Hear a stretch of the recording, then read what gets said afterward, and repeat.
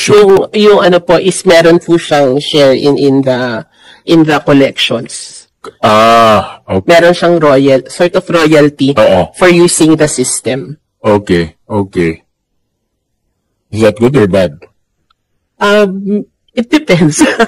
I mean, the thing is, the national single window kasi is something that's already a global standard. So, it's really better for us to conform to this global standard so that okay yun, but my point is why are we going to share a portion of the transaction to a private proponent? Bakit hindi na lang tayo gumawa ng national single window? Why not government own the system?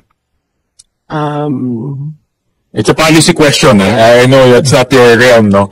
I'm just saying it's a policy question. May answer. Yes, Secretary. Part of the analysis of and that will help inform the decision is what you call is an analysis that involves comparing the benefit cost of PPP versus the benefit cost of if the government will do it. So it has to be shown that you save government resources, you save more government monies if it's undertaken by the private sector. That a part of analysis has to be shown. A policy question that I'll leave it to the DOF. Yeah, I agree. What else ang ano natin? Another project that's currently under procurement is the San Ramon Newport project. So this is the part of the Zamboanga City Ecozone. So it's a solicited PPP project. It's being undertaken with assistance from the PPP Center's Project Development and Monitoring Facility. So we've currently done a couple of market sounding exercises. So malapit na po. May mga bumili na rin po ng bid documents. So we expect this to be awarded within 2026. Okay. And all of these projects, the role of PPP is to give advice. Yes. Advisory, no? Yes. Advisory work. And also hand-holding until the end. Yes, from institutional capacity building up to monitoring of the project. So end-to-end po. Yeah, but you don't conduct the actual procurement. We don't conduct the actual procurement, but PPP Center, now under the law, is an observer in the procurement process. A validated observer in the procurement. And then, but the agencies are not mandated to go to PPP Center for their PPP requirements. It's voluntary.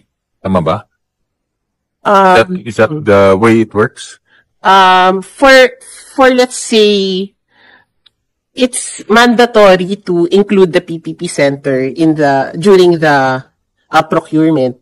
It's also for national government agencies, especially if the projects are above the 15 billion threshold for ED Council approval.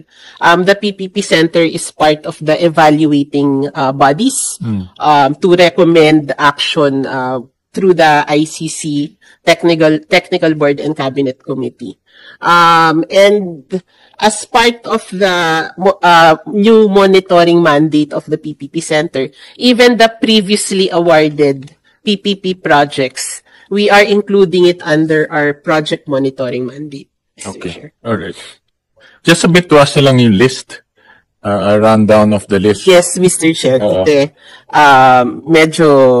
Although for the last one na lang for the solicited projects is the New Clark City Information and Communications Technology Passive Infrastructure Project. Okay. That's for BCDA.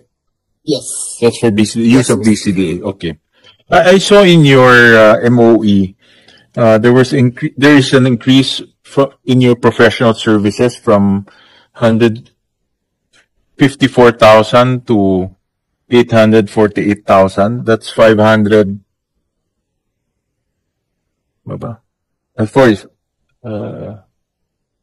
Tama, from 154,000 to 848 million.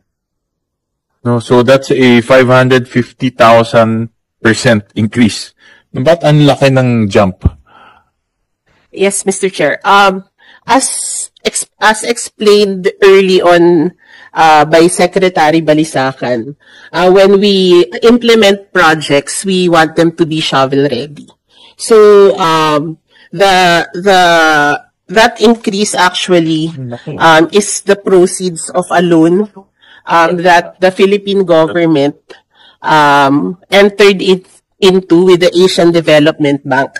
And the purpose of that loan is to top up the project development and monitoring facility of the PPP Center. So the PDMF is a revolving fund that PPP Center manages, and the intent is to support various implementing agencies in developing and procuring and eventually monitoring their PPP projects. So, as part of the PPP code, as I mentioned, the mandate of the PPP Center was expanded to also include PPPs entered into by GOCCs, by LGUs, and by SUCs and local universities and colleges. So we determined that in order for the project development and monitoring facility to support the expanded mandate, we needed to top up the PDMF.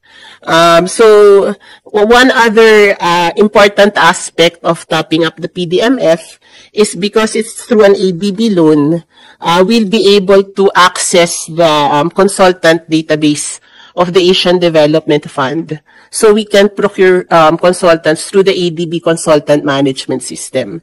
So that gives us access to a wider range of consultants than we would usually have access to under local procurement rules. One other reason for this is if we're going into more modern or innovative sectors for PPPs, there might not be enough qualified local consultants to advise us on structuring these projects.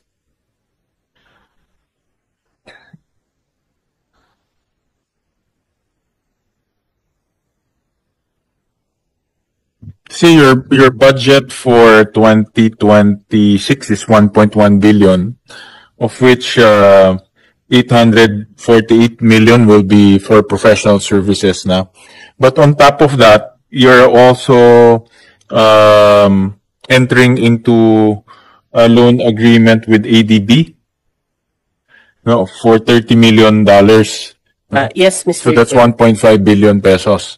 Yung 846 po is the amount that will be released for 2026. I think there's another tranche for 2027. So the 800 million professional services is part of this 30 million. Yes, Mr. Magkasama siya doon. Yes, that's part of the... Okay. All right. Okay. Hindi siya on top. Hindi po. Okay. All right. And then, that's my next question now. Itong project development monitoring facility, how come we entered into a loan to do project development monitoring activities? Why not just fund it through the GAA? This is a core activity of PPP Center, diba? Project monitoring, project development. It's a core activity, so why not just finance it through GAA because it's part of your mandate? Bakit pa tayo humiram ng pera to finance our mandate? Well, I guess, Mr. Chair, as I explained earlier, one of the motivations was also to be able to access the consultant database of the Asian Development Bank, given the changing nature of the PPPs that we need to go into. So, we also need to make sure that additional mandate po kasi is the hiring of independent consultants the monitoring during the implementation phase of the project. So, for certain, let's say more high-tech or more global projects, we need access talaga to international expertise.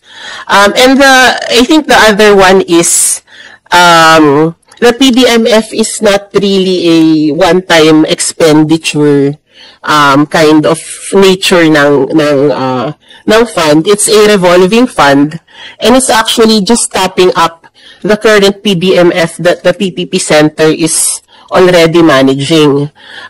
So when we ran some numbers on the expected pipeline for PPPs for the next few years, we estimated that we might, given the PDMF is expected to be repaid by the implementing agencies or by the private partners that get awarded the PPP projects. But given, let's say, the timeline for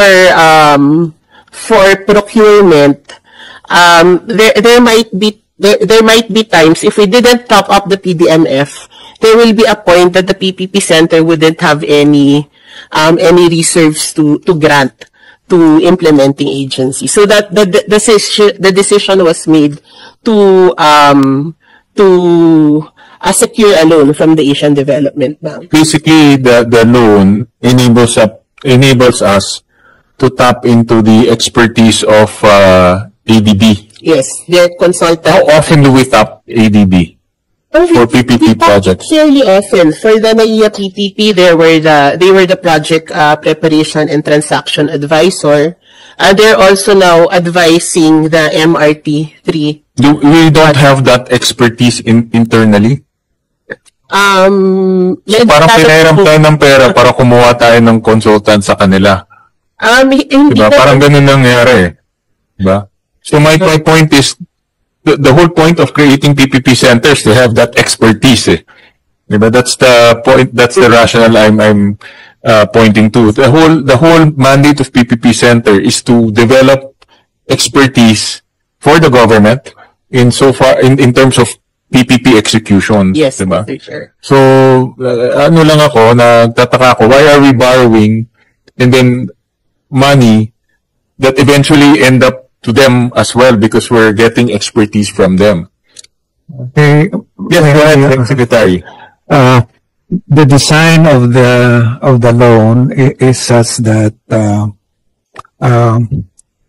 we used for complicated projects, especially those that involve complex financial transactions or designs, like for example sharing of risk. We tap the facility to get the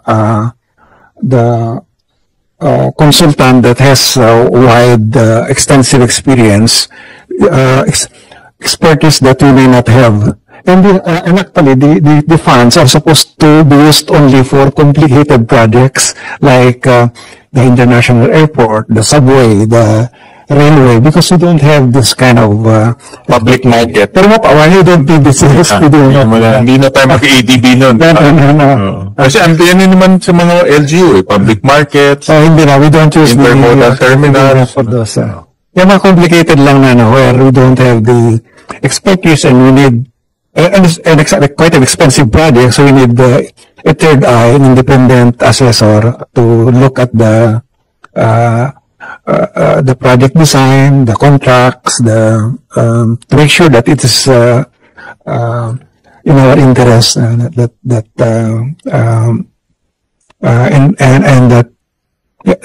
hindi lugi ang gobyerno sa kontrata.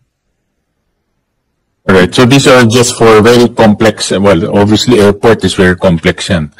Yung mga subway, mass transit projects, admit they're very complicated yan. Even yung mga bulk water supply, it's also not an easy PPP project. So this is where ADB will come in to lend their expertise. ADB is only a facility, but the experts that we tap are not EDB people. Ay, di ba? Akala ko ADB people. Kasi pati also provide, di ba? They also provide. Meron din yan eh.